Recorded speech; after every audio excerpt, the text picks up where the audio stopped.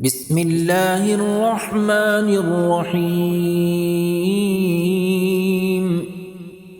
لم يكن الذين كفروا من أهل الكتاب والمشركين منفكين حتى تأتيهم البينة رسول من الله يتلو صحفا مطهرة فيها كتب قيمة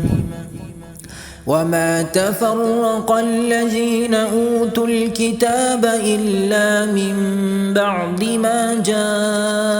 جاءتهم البينة وما أمروا إلا ليعبدوا الله مخلصين له الدين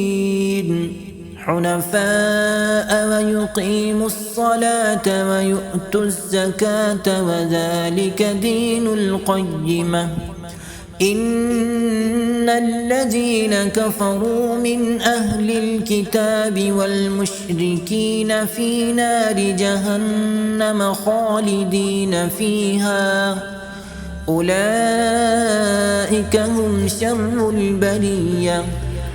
إن الذين آمنوا وعملوا الصالحات أولئك هم خير البرية جزاؤهم عند ربهم جنات عدن تجري من تحتها الأنهار خالدين فيها أبدا رضي الله عنهم ورضوا عنه ذلك لمن خشي ربه